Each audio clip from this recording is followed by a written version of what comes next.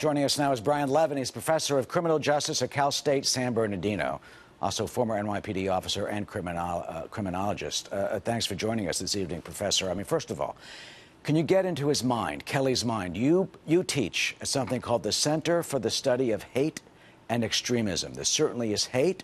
You know, who did he hate? Society, America, someone specifically in that church. From your experience, what would you say in your gut is the cause of this type of lashing out? Great question. We have three types of assailants that are involved in these mass casualty symbolic attacks. Number one, the ideologically motivated, either personal benefit, number one, ideologically motivated, either religious or political or a hybrid. Number two, psychologically dangerous. Could be a sociopath, could be someone with some cognitive impairment, all the way to high-functioning paranoid schizophrenics. Number three, personal benefit or revenge. I think it's going to be numbers 2 or 3 or some combination thereof.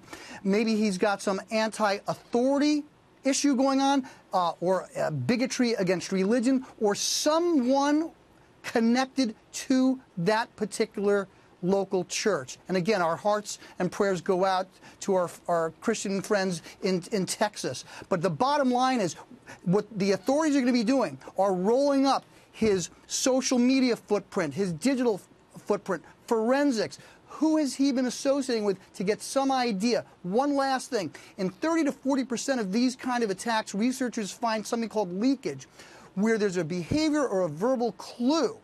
And once we get those pieces of the jigsaw puzzle put together, that's what I think we have. And of course, a suspected hate crime because of the location being a church. But what remains to be seen, what was the exact motive, we'll see as the authorities investigate this and roll up all these loose threads. Yeah, we don't know the situation with his wife at the moment, whether she was a member of the church or his mother-in-law, who apparently, according to one report, had a post office box there. That's not confirmed. So there may be some connections, and he lived nearby.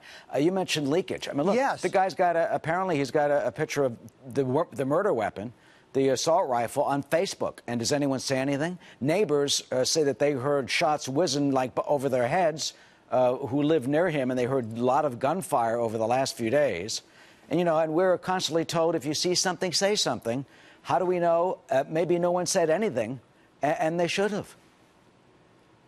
They absolutely should have. And Mr. Webb, who is an LAPD police commander who was on your air just earlier this evening, talked about what they do in Colorado, where you can safely report these kind of suspicions. And I think if there's one lesson to be learned, is that, you know, whether you want to talk gun control, mental illness, or anything else, we as a community, if we get some kind of suspicion, report it. Let the authorities get to the bottom of it. I think you made an excellent point. And what do you say, I mean, about the unbelievable, offensive depravity of this? A woman who's expecting, pregnant, shot dead.